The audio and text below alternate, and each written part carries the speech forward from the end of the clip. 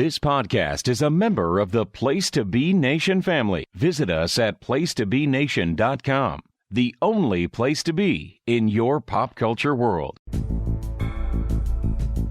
Hello, everyone, and welcome once again to... That's not how I start this show. I fell back into how we started shows from a million years ago. No. Welcome, Lucha Lushes. This is Timothy Robert Buckner, your host, as we talk about interviewing people. I guess last week you might be thrown off. The last episode that came out was an interview show, but we're doing back-to-back interviews. That's kind of because things are a little bit different here. Now, last week, we got into beer talk a little bit with a buddy who's up in Portland. Obviously, Andy Labray, I think? Labray is his name. He obviously, being from Portland, was into beers slightly because it's like requisite for living up there at this point. We talked about it a little bit there, but I figured why not expound on that just a little bit and get deeper into the beer culture, as that's kind of part of what the show is about as well. And bring on some beer podcasters for the first time. This week's guests are from the fantastic SD Beer Talk. I guess San Diego Beer Talk is the official name. I always think of it as SD Beer Talk. Yeah, San Diego Beer Talk for the long term, and then SD Beer Talk for short. All the social media is SD Beer Talk. Yes, and that voice that you're hearing is Greg. I'm sorry, Greg. Do you have like a full name that you go by, or? Greg is perfectly fine. It's short, it's easy, and for the most part, it's either Greg or Craig for the beer tenders out there. Yes. See, that's why I always answer the phone as Timothy. Timothy is a lot easier to not get mixed up when you're hearing it just on the phone or at the beer bars, as you say. And joining him as his co-host on San Diego Beer Talk is Brian. Brian, how are you doing tonight? I'm great, man. Thank you for having us on your show. All right, so to start it off, I figured. Oh, and of course, my co-host Adrian Delatorre is here tonight. Adrian, yes. How you doing? How are you this evening? Good. Nice to be here with all you guys. Good. So I'm going to start it off. I thought it would only be, because we can't be in person, it would only be correct for me to be drinking a San Diego beer while I interview you guys. So I have from Toolbox Brewing, the Purple Drank that I've been saving for probably too long, that I just got in the can release just recently. It does say drink fresh. Is a month not fresh anymore when it comes to a sour? I guess we'll find out. So for this beer, a month is absolutely no problem at all. You could probably even go out 3-4 months and it wouldn't affect the taste that much. The fruit might fall off a touch at that point, 3-4 months, but you're right in the prime of that beer's life, and great beer to start off with. Most people from out of San Diego would not have gone to a Toolbox type of beer right out the gate. Well done, guys. Well, to be fair, it's because I had it still waiting in the fridge. I actually had this beer a while back on tap out here at the Lucky Baldwin, and it was totally different. Then I got it in the bottle from Sunset Beer Co. after I had already had it on tap. I was so excited. And then when I saw that they were putting it in cans, I was just like, well, it's only $20 to get it delivered. So I just figured, hey, why not? And so I've had a couple sitting around because unfortunately, you know how you can get backed up on beers with so many fresh hops that you got to crush as quickly as possible, right? Absolutely. I actually completely stopped buying hoppy beer for my house for that reason. I have way too much beer in the house. I never get to hoppy beer. So I drink hoppy beer on the show and out at bars. That's gonna maybe have to be my new thing. Is I'm just gonna buy less of these hoppy beers because they take, to me they take precedence. So then all my other stuff just sits there, underutilized, neglected, I guess. So normally the first question on the show would be, are you now or have you ever been a member of the PWO board, Pro Wrestling Only board, which is the fine hosting website of our podcast, or an affiliate host of our podcast. But I would assume neither of you guys, being hardcore wrestling fans, you are not. No, definitely not. That's a very safe assumption. I've never belonged to any wrestling digital media of any kind. Well, that's refreshing. Yes, but so I'm gonna just go with neither of you guys wrestling fans. It doesn't really matter. Well, I would say like I was a wrestling fan back at like Hacksaw Jim Duggan era. So like when I was 17, 18, so 25 years ago, but I would not call myself a current wrestling fan. Okay. Actually, you know what? This beer tastes even better now than it did when I drank it right when it was fresh. I think it actually aged well in the can. That's shocking. But what I can do is, part of the idea of this show was just supposed to be kind of about your history in online nerddom kind of culture. So, I mean, you guys obviously you're host a beer podcast. So, Yeah, we got the nerd thing covered. yeah, and the kind of the digital side of it. So, I guess let's start with Greg. Greg, like, what was your exposure to kind of internet beer culture being a thing? I would assume you were already into craft beer before you were on, forums talking about beer. So what was kind of that crossover for you? Well, yeah, I'm a fairly late bloomer when it comes to people who enjoy San Diego beer. A coworker of mine gave me my first taste of San Diego craft beer, and that just kind of sparked my love of the craft. And then also, I had done a couple of podcasts before, so I figured why not do a beer podcast? So I didn't really get much into the social media aspect of it all until really doing the show, because at that point, I followed people, did my Instagram, my Untapped check-ins, all that kind of stuff. But until the show came on, the more people you react to you and talk with you online, the more pleasure you kind of get out of doing it. Plus, I met a lot of people online. I mean, most of the people I know today I've met online and not actually in person first, which seems to be kind of the culture today. But it also is cool because that when you meet up, randomly at some bar or some brewery, you have the same interest, which is really what binds all of us in this kind of craft beer culture. Okay. Yeah, I guess that makes sense. So for you, you were not like on beer forums back in the day talking about like, I don't know, what Cantillon or whatever random beers that you just were like wishing you could get your hands on or trying to trade and stuff like that. Not me. I like I said, I'm pretty new to this whole thing. Brian always likes to laugh whenever I tell my first beer story because it was like a Stone IPA, which, is still fairly new in the whole grand scheme of things. And so if you want beer geekery and all that, of course, Brian's going to be the man. All right. Well, that's going to be the next question, I guess, Brian, because you've been, like same question, basically. You've been at it a little bit longer. Do you go back to the kind of the dark ages of the beer web? Were you involved in that at all?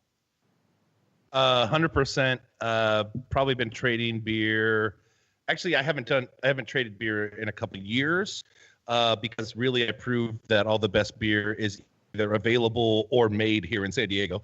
But all that being said, yes, I was a rate beer geek, a beer advocate geek, 10 years ago, arguing out whether Cantillon or Westelverden 12 was the best beer in the world. And all that got really stale to me eventually. But I found incredible love for the craft beer culture and industry we have here in San Diego.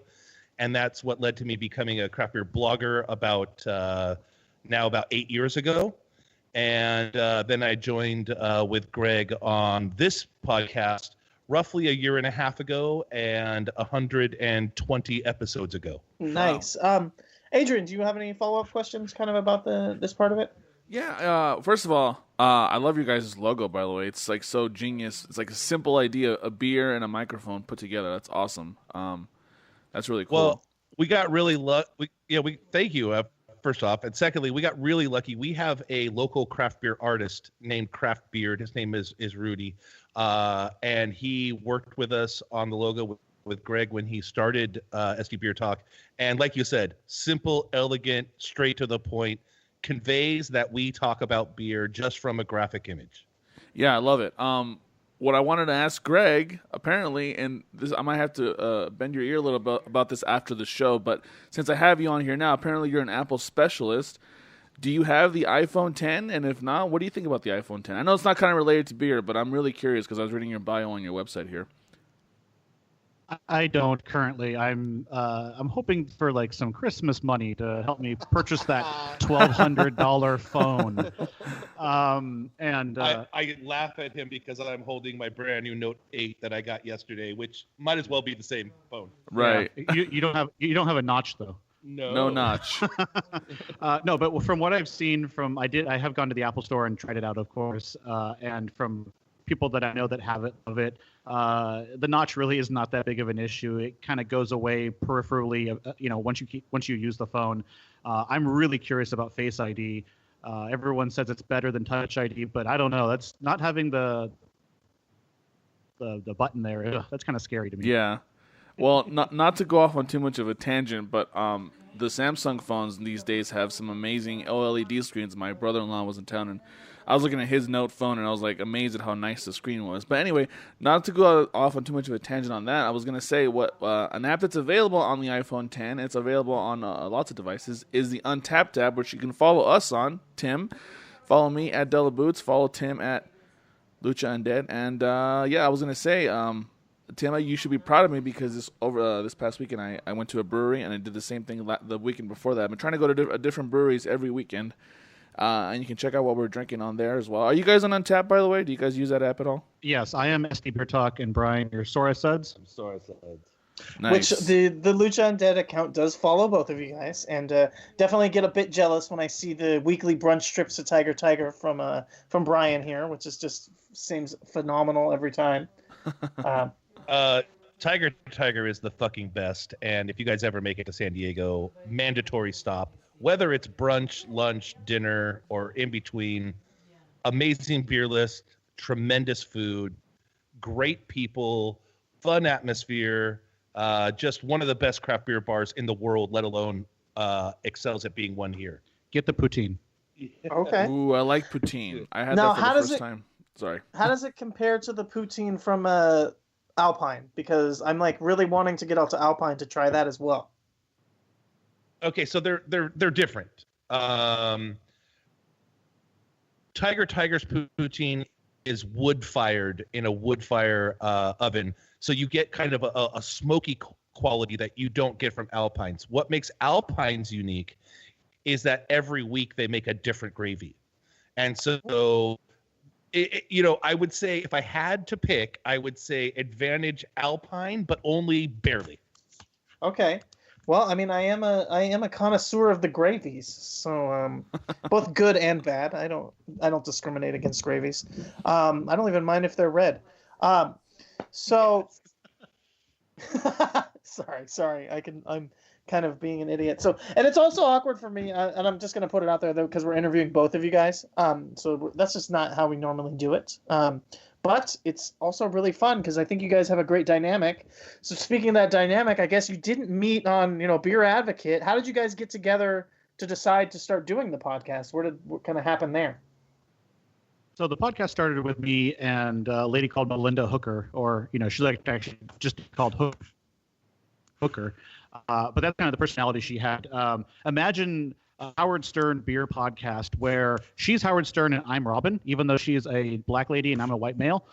But it was cool for a little while, except that she went off on like 15, 20-minute tangents and eventually would, get back to the question to our guest. But, that got old a little quick. And the feedback I was getting was, some of our listeners were not very happy about that.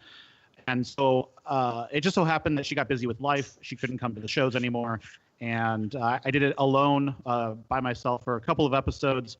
In the meantime, I had gone to a couple of the Sarai Cup competitions that Brian holds for the best beer in San Diego. And he had been on the show a couple times as a guest co-host. And I basically just reached out one day. I'm like, I don't want to do this alone anymore.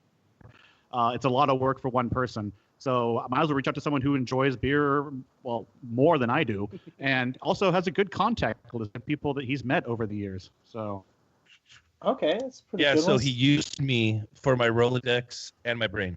That's what I was gonna say, Brian. I mean, that we get Greg's side of the story, but what was in it for you? Why were you hopping on board this, I guess, gravy train?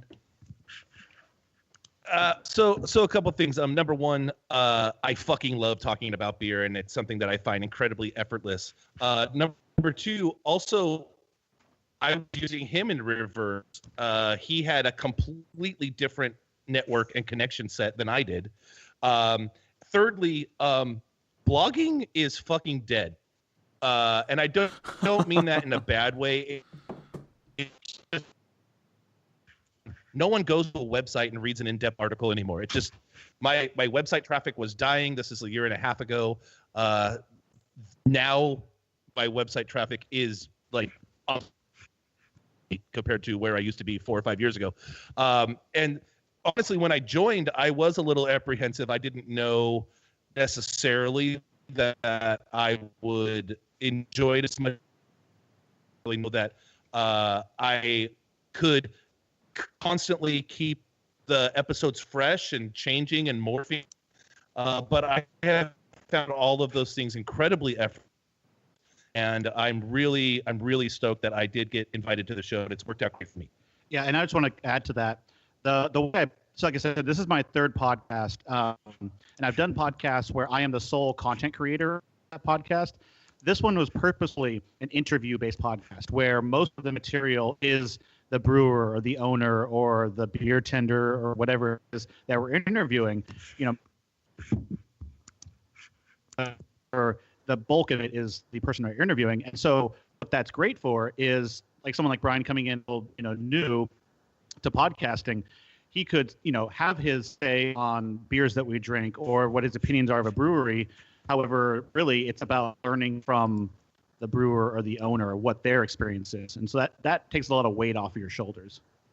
Yeah, I definitely can see that. And I want to get into kind of this talk about the content that you were creating on podcasts where you were doing it yourself. But I want to take a second because you did mention that the dynamic of your interview, I guess, interview style is kind of loose there on the show, I would say. Would you, I guess, take offense to me saying that it's kind of SD Beer Talk is a loose interview show? It's not. I wouldn't say that the focus is necessarily hard-hitting interviews.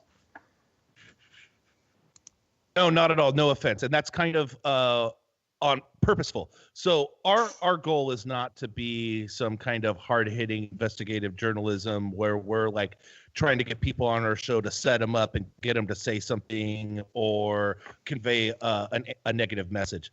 There is so much to talk about in San Diego beer that we have decided to focus more on the positive side of things, more on the fun side of things. Often people forget this shit is fucking fun. It's fun to hang out with your buddies at a bar and drink some amazing beer. It's fun to dissect it. It's fun to talk about. And then so, we kind of look at our interviews as our process is more to convey that every brewery has a story. Every brewery has a message. Our goal is to convey that story and that message to a listener that may not have tried this brewery before. And hopefully we can help each new brewery that we interview reach an audience that we hadn't reached before. And I'll add a little bit to that just to say that we purposefully don't interview places we don't like. I mean, just to say, like, if we know that place serves bad beer or for whatever reason we don't get along with the people who work there or own the place, we probably won't have them on the show just because we're all about the positivity of craft beer here in San Diego and what it's done for the city. One thing I really do enjoy about the interview style that you guys have is that Greg almost kind of plays good cop and Brian sometimes is the bad cop, I feel. I like Greg, and I love your attitude. Maybe and I love it, and it does work because of Brian having such a dearth of history knowledge and stuff that he kind of is more aggressive, calls people out more, has stuff to say, while also being not being a dick or anything. But it is a really nice dynamic that you guys play off there. That brings a good personality to the show in general. So I just wanted to, I guess, just let you know I really appreciate that. But what we'll do now is take a quick break. Unless, Adrian, you had any other questions you wanted to ask? I do, but I think we'll save it for the next segment. Okay, so we'll take a quick break and then we'll be right back. Promotional consideration paid for by the following. Hey, pro wrestling announcer Kevin Kelly here. I want to make sure you are all subscribed to all the great feeds here at Place to Be Nation. It's really easy to do. Just head to iTunes or your preferred podcatcher app today and search and subscribe to the Place to Be Nation wrestling feed, which, of course, includes the full archives of the Kevin Kelly Show, the Place to Be Nation pod feed, and the Pro Wrestling Only feed. Subscribe, listen, and then rate us and leave feedback today. And be sure to give Justin your true thoughts. I mean, don't hold back. After all, he is kind of a jerk. Just listen to Scott. All right, we're back with San Diego Beer Talk Radio. Guys, got to ask you this. We can start with either Greg or Brian, doesn't matter. If you guys were a beer style, what beer style would you be and why? So I'm from San Diego, so I got to go with IPA, overhopped, completely bitter, loud in your face, and not ashamed to say all of that. All right. What about you, Brian? That was Brian, by the way. Sorry. What about you, Greg? Sorry. I'm gonna go. Session IPA. I have a little bit of flavor, but everyone likes me. Oh, that's a good answer right there. Okay, it kind of plays off the dynamic I said. Now, to stick with Adrian's theme of dating game style questions, if you were to make whoopee with one beer, no, so I kind of wanted to talk about. I guess okay, I'll ask the middle question. I'll just do it because Adrian had his own. The middle question is: are you allergic to anything? So we can start with Greg. Are you allergic to anything? I am not that I know of. Brian, are you allergic to anything? You can't say bad beer. Have no known allergies. No known drug allergies. That is confirmed. I'll mark that down confirmed. on your vitals here. So I wanted to ask Greg about your history. You said you were making podcasts where you were the kind of sole content creator. What was your history in podcasting? I kind of want to hear about that. So the first one was actually me and my boss at the time. I was working as a Mac consultant. So basically it was the guy who, had owned the company for 10 years, decided to bring me on as the day-to-day guy while he, focused on business stuff. And we did a show called Command I. So if you've ever been in the Macintosh world, Command I is the get info option. And so basically we did a 30-minute to hour-long show where we talked about, news in the Apple world and also helping people who emailed us about problems with their Mac. Okay, so that was Oh, sorry. Go ahead. No, you go ahead. I was just gonna say. So that's something. Can we get into that a little bit? Well, what drew you to that? I mean, obviously, just reading your bio here, you're an Apple fanboy. But I mean, what was it about doing that made you pursue it to the point where you were able to do it? Like, what drew you to it? Well, basically, growing up, my dad is a professor at a community college down here in San Diego, and so he had the Apple IIe, the SE30, the Performa, basically all of the Apple computers going way back. Yeah. And so, I mean, I was probably 1 or 2 years old banging on keys as a kid. And it wasn't until my teenage years that I finally, just because of finance, working at McDonald's, that I, went out and bought a PC and, of course, learned, the Windows side of things. But then, going into my 20s, I decided to go back to the Mac, and I've been there ever since. And, just basically using it for almost my entire life. It's diagnosing it and fixing it. It's easy. But to the rest of the world, as many of you are aware, it can be frustrating, and you almost want to throw your computer across the room sometimes. Yeah, I know that feeling. I wouldn't call myself a super Apple fanboy, but then sometimes I look at myself and I'm like, well, I have a MacBook, I have an Apple Watch, I have an iPad, I have an iPhone. You can stop. You're an Apple fanboy. Exactly. That's cool though. How do you like? I mean, would you say it's easier to troubleshoot Apple stuff than PC stuff? Because that's always kind of been the case. Like, they say Apple stuff just works, but obviously that's not necessarily true. But do you still think it's easier to troubleshoot Apple products than Android or PC stuff? So for the security of my job, no, it's really, really hard to troubleshoot Apple computers. From what my experience is, and by the way, my experience for Windows is limited, unfortunately, mainly to my teenage years and a little bit in my adult life. But so I would say yes, it's much easier to troubleshoot the Apple computers or the Mac operating system, mainly because the underpinning for all you geeks out there is Unix. And if you know Unix and you know how to control it and how to run the proper commands, you can do a lot more with the operating system than you can in the GUI. And for all you non-technical people, I'm sorry, those are all terms that you probably don't know what it means. I have a very basic understanding of what they mean, but I couldn't in practice do them myself. I'll just say that. I knew that Apple was based in Unix. Is that what you said, right? Unix? Linux? Or Yes, Unix? Unix. What's the difference between Linux and Unix? I know it's a stupid question, but I have to know. Is there a difference? Or I mean, obviously there is, but... Yeah, Unix was created back in the 1970s, and then what happened is it split off into many, many factions. People thought they could do it better, so it kind of just split off. But Unix is still the core operating system of all Unix and Linux operating systems. Linux is just more of a user-friendly. It usually has a much better GUI. Unix, in the heart of it all, is just command line. So what happened is over time, Red Hat and other companies came out with some, really kick-ass, GUIs, which basically is the interface that most people are used to, right? You click a mouse and all that kind of stuff to do what you do. It's not command line. And, and then for a while, some companies tried to sell PCs with Linux pre-installed. And I think their user base, unfortunately, regretted buying those at some point in time because you don't have the same compatibility you do, of course, with the Windows or a Mac. So. Right. So really quick. So Linux is, last time I checked, it's an open sourced OS. Is that correct? Yeah, in its core, it is. There are probably some companies, like I said, Red Hat and so forth. It's still open source, but there probably are some proprietary technologies that they're using on top of that. But in its core, anyone can build a Unix or a Linux kernel and build their own operating system if they really want to. It takes a lot of time and a lot of coding, but you can do it. Right. So let me ask you this. So you know how there's like the whole PC master race thing, but some people would probably think that if you're a true computer nerd programmer type, like Linux would be your OS to use, right?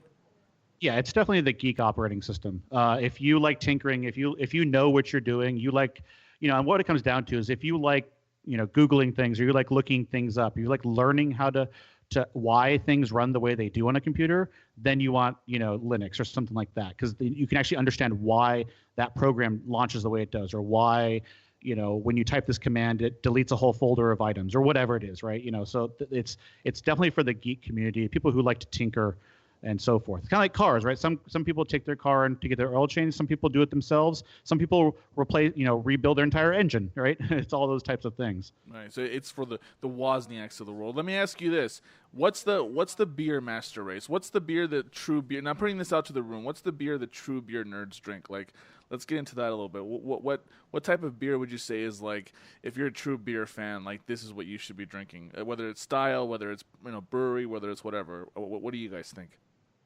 Okay, so there's I'm going to say that there's 3 types of main beer geeks in San Diego County. There are the cellaring type of geeks that are buying beers that we don't even drink right now. We just put them in our closet or in our fridge, and we think that we know better than the brewer and that the beer is actually going to be better in a year, 2, 3, 4, 10 years.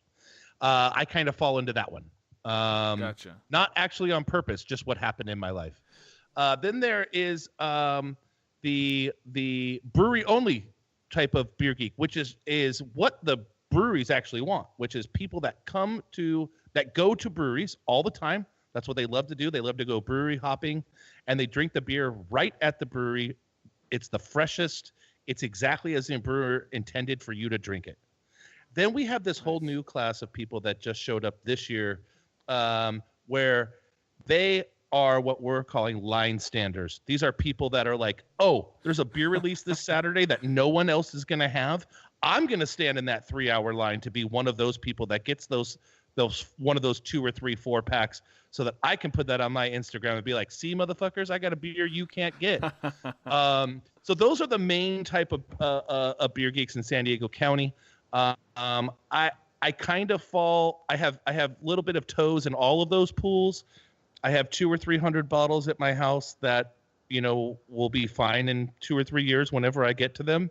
I definitely love brewery hopping, and it's something I really enjoy doing is going to a brewery, feeling the atmosphere, getting the experience that the brewery intended for you to have while you're drinking their beer at its optimum freshness and served the way they want it served.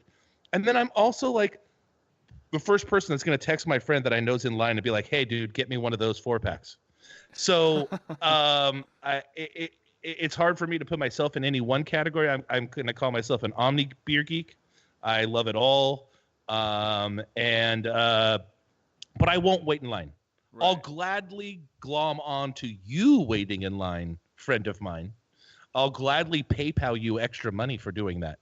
But I can't stand in a 2-hour line just to get a beer that, really I have a week and a half to drink. Yeah.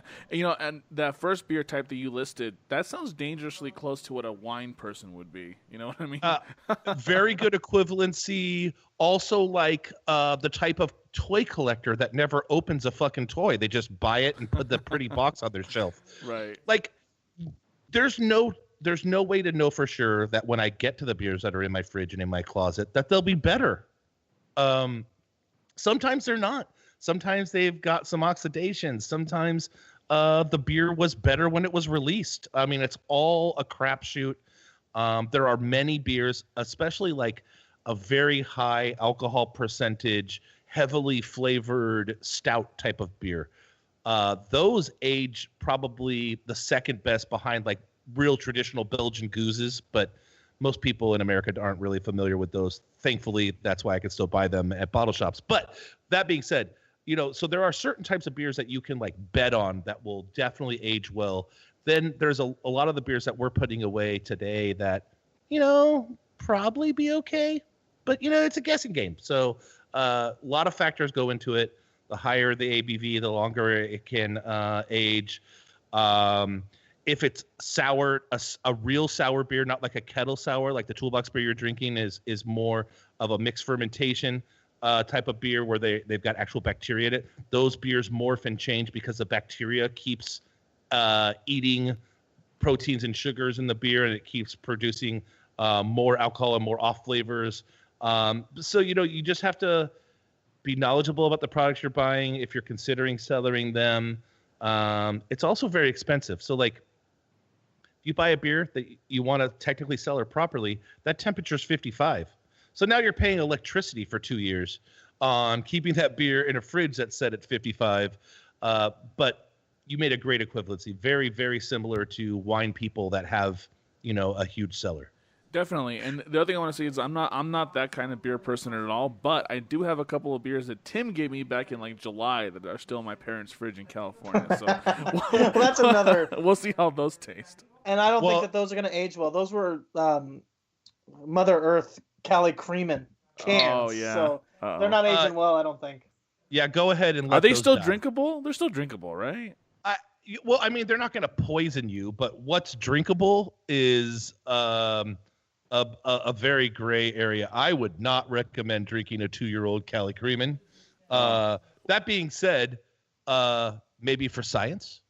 I mean, he gave me those 6 months ago. I don't know if not 2 years ago. So I guess we'll have to see. I'll have to like record that. Maybe if it turns out to be terrible, I'll play it on the show. 6 months might be okay. I would say you're definitely gonna. It's definitely not going to be fresh. It's definitely not going to be what it's supposed to be. But it might not be horrid. Right. Yeah. I guess I'll have to. Yeah. I'll just have to try it. Really. So I find myself at my core, I'm the brewery kind of beer fan. I like to go to the breweries, spend a lot of time there. That's why Adrian even referenced that in the beginning. Drink them fresh and all that. But I'm finding myself sneaking into the lines. I've never actually stood in line for 2 hours, which is kind of nice. But like the monkish beers and then knowing what I can get for them, because I'm more of the trade it. I don't really even care about drinking it, but I know that I can get really cool stuff that isn't out here otherwise. It's like kind of sometimes too tempting.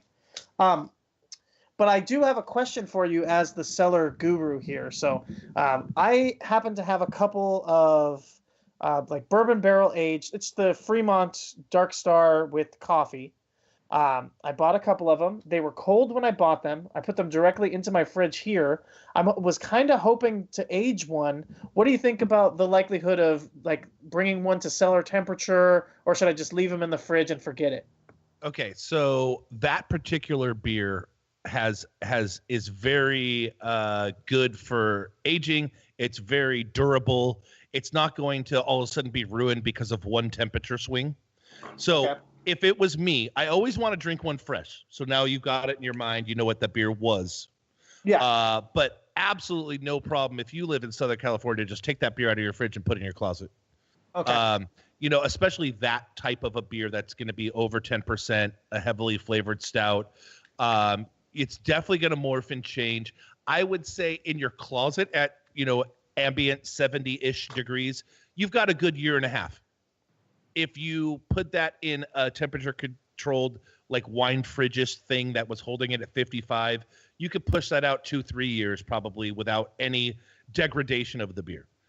So just to keep that in mind. But in your regular old closet here in Southern California, at least a year, no problem. Don't even sweat it. Yeah, because I had one to try, and now I found two more after that, and then I was like, ooh, but they were already cold in the fridge, and I was just, I was a little worried. I didn't want to skunk these beers on accident because I'm trying to bring them to cellar temperature so I can wait a year. Yeah, but so we'll you're definitely not going to skunk the beer. I mean, some things to keep in mind. The prominence of the coffee flavors are going to fade. Any other flavorings that are in there are going to kind of meld. So I find it really helps the bourbon barrel quality flavor to wait a little bit. It takes a little heat out of it.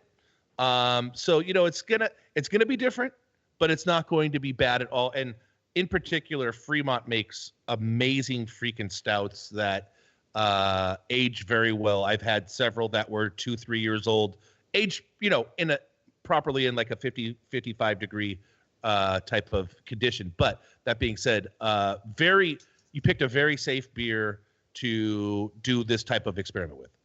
Nice. All right, because I haven't done a lot of cellaring just because I get excited for drinking them. I mean, I do enjoy beers that are kind of historically okay to be cellared. I mean, it is a mix of, I'm still a moderately young man, like I'm not super, so I haven't had like a bunch of extra disposable income to spend on beers that I'm not going to drink for a year, on top of just being excited to taste them.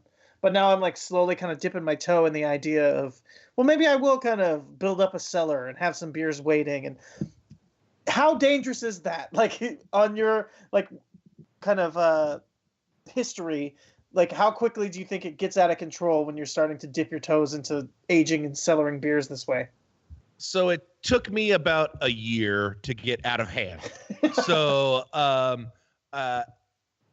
3 or 4 years ago, I probably had 85, say-ish bottles throughout 3 different fridges and some portion of my closet. My wife was going to state at the time. We were pretty broke. So like there was like a 2-year period where I didn't really buy many beers to age. Then she got out of school, got a fucking awesome job. We have tons of expendable income, and I went ballistic on every exclusive bottle release in San Diego County for a good 9 months. And now I have over 250. In the last year, I have had 2 what I call bottleless bottle shares, where I invite all my friends over. I tell them, don't bring a single bottle or can of beer. Just come and drink mine. Between those 2 bottle shares, we drank 150 bottles of my own beer, probably in the $1,500 range of value. And I still have over 200. So it can get out of hand real fucking quick. And then like, how do you track all this crap? How do you even know what's in the back of your fridge? That takes effort. So it really comes down to, do you really like beer enough to catalog it, track it, time it, label it? I mean, a lot of these beers don't have dates on the bottle, so you got to kind of put your own date on them. Otherwise, you're risking that investment you put in that purchase. And I'll counter a little bit by saying this last year, and I'm stopping it now, but this last year I was the person that went to all of the releases at Pure, Virgin, Mikkeller, all of that. So Mikkeller did weekly can releases. So you can spend a ton of money on those new shiny 4-pack of cans, right? 16, 18, 20, 22, $25 a 4-pack. And so even though, aging can get expensive and is time consuming, doing those weekly or twice a month can releases is more expensive in some cases, and you have to drink the beer right away because a lot of it is the new hazy style IPAs. So drink those within 3 weeks if you can. Yeah, that's where I'm at right now, and that's why I'm like just kind of annoyed and thinking more like, why don't I just start putting this money on some bottles that can sit and I can enjoy them over the course of time and not feel almost rushed to drink them as quick as I can just because they're what came out that week or whatever. Because Mikkeller's doing 1 a week, right? I mean, or more than 1 a week, but they're releasing at least something every week, right? Yeah, I mean, every Saturday they're releasing some sort of release. Sometimes it's 1 beer, sometimes it's 2, sometimes it's 4, sometimes it's actually 6 or 8. And some of them are bottles, some of them are 4-packs, some are single cans. Pure and I think Mikkeller have done single cans at $8 for a 16. So or even sometimes $16 for a 16. So it's and yeah, they're barrel aged stouts, but and they're huge beers, but it's got $1 an ounce for a beer that's kind of crazy.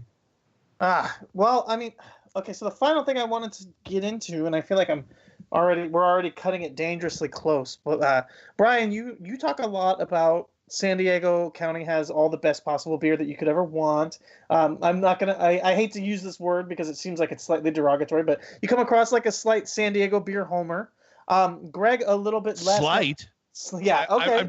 I'm trying for much more than that. Okay, so you don't take any offense to that. Greg, you come across slightly less, but definitely a big SD fan. Greg, are you San Diego born and raised as well, or? Yes, I am. Okay, so you've been in San Diego your entire life. Brian, I assume the same thing. Have either of you guys ever delved in living outside of San Diego County? Technically, I was born in San Clemente, but my parents moved down here when I was 3. I have never lived anywhere else. I have visited other places and never had any inkling of leaving San Diego. Okay. Well, and here's the thing, and sorry, I don't mean to cut you off, but we've both visited places, and we've visited some amazing breweries, especially the ones that you always hear about. But I've also been to cities for work. Like I've gone out to very, very small cities on the East Coast, or different areas that I go, and they have 3 or 4 breweries, and maybe one of them is producing good beer, and the other 3 is maybe either acceptable or even just downright I'm not finishing that flight kind of thing. So it is really tough when you come from this city to go other places. But however, I will say there is amazing beer being brewed all over the U.S. and other countries as well. We don't get a ton of other, because we are so big, because we have over 140 breweries, we don't see a ton of outside beer other than the big guys that people know about, Russian River and so forth. But yeah, it's tough going somewhere else and drinking other beer because we just have a lot of really great places here in the city. Yeah, well, I mean, you guys obviously ran into both of you in San Diego, and I spent a lot of time in San Diego this summer, primarily just for beer, if I'm being perfectly honest. So yeah, I totally get it. And here in LA, I take no umbrage with people who are like super proud of being, San Diego beer fans, because to me, it's like I like all the breweries that take me from LA into Orange County and then from Orange County into San Diego. So it all just feels like one beer scene to me because I drive, around so much here in Southern California. But one interesting one, as you mentioned, San Clemente is obviously there's Pizza Port. They have roots in San Diego for sure. But the other one is Artifacts. They seem to be kind of in between. I hear a lot of Orange County beer people kind of trying to claim them, and they seem to pretty staunchly consider themselves San Diego. Where do you think you guys come down on that? Don't be too biased, being that you are in San Diego. It's clear that Artifacts is an OC brewery to us. They're fucking awesome. They make great beer. I believe some of their ownership and staff have some San Diego roots, so that's where kind of that grayish line comes from. They are definitely making beer that could stand on its own here in San Diego County for sure. But once you're north of Pendleton, you're not in San Diego. And don't get me wrong, we would love a tasting room of Artifacts or Monkish or any of them to come down here, please. Yeah. Yeah, we'll talk. We'll have to talk to them. I mean, if we could trade, if we could take Monkish and Artifacts and a few and Noble and maybe Bottle Logic for like 5 breweries to be named later, I would approve that trade today. All right. Hey, that seems fair. Well, I guess we'll go take another break, and then when we come back, Adrian, you know what time it is. Oh, yeah. It'll be time for the final question. All right. Ooh, so ominous. Place to Be Nation's JT Rosero and Chad Campbell here. We want to let you know that we have a ton of great podcasts available to you on iTunes, Stitcher, Google Play, and PlayStation.com, and we offer those to you on 3 great feeds. On the Place to Be Nation Wrestling feed, we bring you the Mothership, the original Place to Be podcast, as well as Main Event, Lucha Afterground, and our monthly pay-per-view reaction shows, as well as the Our Vantage Point podcast and Jeff Learns Wrestling. In addition to these full-length shows, we also deliver quick-hit pod blasts on topics old and new. Over on the Pro Wrestling Only feed, we dive deep inside the wrestling business with a stacked army of experts leading the way. The feed features potpourri shows such as This Week in Wrestling, Greetings from Allentown, Psychology is Dead, Puro Pourri, Stacy and Elliot's Bogus Journey, and the Military Industrial Suplex. We also have shows that focus intently on certain topics like Letters from Center Stage, Space City, and NWA Classics on Demand Adventure, Through the Years, Strong Style History, Strong Style Story, and Mount Olympus. Plus, the feed has the full archives of legendary shows like Titans of Wrestling, Where the Big Boys Play, Letters from Kayfabe, and much more. And on our popular Place to Be Nation Pop podcast feed, we offer such great shows as the Glenn Butler Podcast Hour Spectacular, Rank and File, PTBN Dadcast, Go Home in a Box, NBA Team, and Lucha Undead, as well as a veritable podcast heaven for comics fans with the Hard Traveling Fanboys, Sellers Points, Todd Weber's Conversation, Geek and Sassy, and Imaginary Stories podcasts. You can find all of these current shows plus archives of our past podcasts, including The Kevin Kelly Show, as well by subscribing to all of our feeds on iTunes, and while there, be sure to rate and leave feedback as well. All of these shows, plus others, available on PlaceToBeNation.com, where we cover pro wrestling, sports, movies, comics, plus in-depth stretch projects and more. Be sure to support our site by using PlaceToBeNation.com/Amazon when shopping online, and download our free PTB Vintage Vault Refresh ebooks via the links on our site. We also want to thank our friends at Bonehead's Wing Bar in West Warwick, Rhode Island, and Fall River, Massachusetts, TheHistoryOfWrestling.com, and Scott Keats' blog of Doom. Be sure to follow us on Facebook, Twitter, Instagram, and Tumblr as well. PlaceToBeNation.com, the only place to be in your pop culture world. All right, we're back, and I just opened up. I thought it was a San Diego beer for a second because it's Mikkeller, but I think this is Mikkeller from not Denmark. Where are they at? Either way, it's the ramen beer, which I really enjoy. But now that we're back, it is time for Adrian. What's it time for? The final question. Thank you for filling as I take a delicious sip of this beer. All right, guys. So I keep intentionally starting with Greg, but I think what we're going to do this time is we're going to start with Brian. Brian, someone who only knows you for the SD Beer Talk and the Sore Eye Suds kind of online persona that you have, what would be something that they find out about you that would be shocking? I don't know. Would finding out that I'm a pyrotechnician be shocking? I mean, I don't know. Cool. I'm so open with my life online that it's hard for me to come with these. I graduated from the San Diego State Craft Beer Certification Program Level 2. Nice. I'm a massive cat guy. That's interesting. I am a construction manager in my real life. I do a lot of repairs and improvements for breweries outside of that. And yeah, I mean, I think my coolest hobby to me is my pyrotechnic stuff. I shoot the Aztec cannon. So every time the San Diego State Aztecs score a touchdown, I'm the guy on the side of the field shooting the cannon. Nice. That's really cool. I love that fucking gig. It's the best gig ever. I get to see every game on the field the whole time. I'm a gun nut. I like to go out in the desert and shoot things and blow things up. Kind of all wrapped up in that same pyrotechnic thing. And yeah, I would say that's pretty interesting because to me, you come across, you're a Southern California, come across like you're probably a liberal kind of guy, but you're also into like explosions and guns and stuff. So yeah, I wouldn't have expected that. That's the best kind of liberal, Tim. Yeah, Yes, sure. I am extremely liberal. I definitely smoke the funny cigarettes. I definitely drink too much. I often get told I should play Santa Claus. I don't know. Any of that shocking? For me, it's just my life and day-to-day stuff. So I'm going to Jamaica at the end of the year for my 20th wedding anniversary. That's going to be fun. Wow.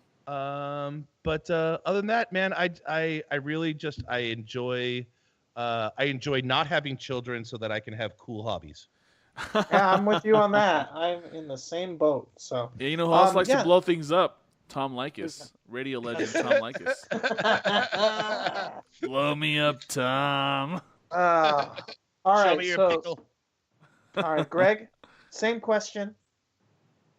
Some of you might not know is that I have been bowling since I was 10 years old, in leagues at the time, and I met my wife at a bowling league in high school. Went to different high schools, but we met at the bowling alley and all of that. She actually concocted a whole big thing. We had some similar friends in the bowling league, so she concocted this whole thing where her date had canceled on her during a sophomore dance, and I was asked to basically take her to the dance as a chaperone. Little did I know that she actually liked me, and the whole thing was a fake story to get me to take her to the dance. Oh, That sounds like the plot of some kind of a That- 90s teen romance movie. yeah, that's That would- definitely. That would be 1998 or so, 1997 actually. So yeah, Perfect. that you're that's right about there. Yeah, that sounds like a Drew Barrymore film for sure. Yes, Drew Barrymore. Yeah. And to kind of wrap the whole thing around, on our first dating anniversary, I gave her a pearl ring, which she really liked pearls. She at some point when we moved, she actually broke the ring and lost the pearl. I ended up finding it when we were moving down the stairs. I kept it and then made that into her engagement ring, basically, into a new ring, of course. And then I proposed to her at a bowling alley, and we stopped the entire league for them to give us a fake couples award. We actually stopped in the middle of a game 2. We stopped everyone. They announced it over the loudspeaker, and instead of giving the award, I got down on one knee and proposed to her on the lanes during league, which was crazy. But yeah, So she became your wife. Are you still married to her? Or? Yes, we are. Perfect. So it's been 13 years so far. So that's a pretty amazing story on because nowadays it's like, how'd you meet? Oh, online on Tinder. Plenty Yeah, of exactly. But I swiped right or left or whatever you have to do for that. I don't know. You met her long before swiping meant something completely different, I think, Right. Yeah, swiping was a whole different thing back then. Back in our day, swiping was about stealing things. Now it's just stealing. Yeah, but the only thing that Greg stole was he stole his lady's heart there at the bowling alley. So. And a wallet from Rite Aid. I stole a wallet from Walmart once. Yeah, I was just going to say that. No, Adrian. We're not getting into that. We've kept these gentlemen too long. Thank you so much, guys. I feel like we barely scratched the surface on a lot of stuff. There were still topics I wanted to get into, but unfortunately, we only have so much time. Again, thank you so much. Go ahead and plug whatever you want to plug. You can pick which order you guys start. This is free form. This is all your time. So first off, we'll definitely come back. Anytime you ask us, we'll be there for you. So please, we'll get into more deep topics next time. Well, thank you. Much appreciated. SDBeerTalk.com. You can find us, SDBeerTalk, all the social medias, Twitter, Facebook, Untapped, like we were talking about earlier. Apple Podcasts, just search for San Diego Beer. We're going to be one of the top results there. Stitcher, of course. You can listen on our website if you want to. And you guys, I'm sure, plug all this stuff, the same thing. Any podcast app that Google, Android, or iOS has, you can find us there. Other than that, Brian, where's your stuff at? So you can find me at sorisuds.com. All of my social media, sorisuds. If you happen to be in San Diego and you're listening to this show, please come out to Sorai Sudsmiths. This is my holiday party / food drive. It benefits the San Diego Food Bank. It'll be at Society Brewing December 9th at 5 p.m. For every 50 pounds of food you donate, you get an entry into the drawing. We'll have over 20 giveaways. Just a great night of fun, holiday fun. Wear an ugly Christmas sweater. There'll be an ugly Christmas sweater contest. And if any of that is not enough, you can always reach us at feedback@sdbeertalk.com. And that Sorai Sudsmiths is definitely a super enticing event. I was excited to go, and then unfortunately I got to watch my niece that day. So unfortunately I will not be making it this year, but I'm going to be planning on it next year. Hopefully I'll be able to make it out because it does sound like a super cool event for a super good cause. Adrian, anything you want to plug? Yeah, so you follow me on Twitter and Untapped, both at Del Boots. Follow us, follow Tim, the show, at Lucha Undead on Untapped and Twitter, and that's it. I think there's one more thing, Tim, that you always like to go out on, isn't there? Oh, there is. But this is going to be interesting, actually, now that I think about it. But before we go to, I also just want to mention I'm going to be on Psychology is Dead pretty shortly. That's on the Place to Be Nation podcast network with Quentin. We're going to be doing our yearly top 50 wrestlers of the year. This is the second year, so we're making it an annual thing. Hopefully this time it does not go for 8 hours like it did last year. We're going to make it a lot more concise. Who am I kidding? That's definitely not what's going to happen. But that should be coming out shortly, so get excited for that. But as always, the most important things in life are the 3 Bs, and that does not include the 3B Zine podcast, which I know you guys are friends of. We love 3B Zine. They're very good friends of ours. But this week, those 3 Bs, I guess, are going to be good beers, obviously, with our guest tonight. Good barrel-aged stouts, and I guess I don't know good beards, because I know both of you guys have a good couple of beards. Yes, there we go. And so good night, everybody. Thank you.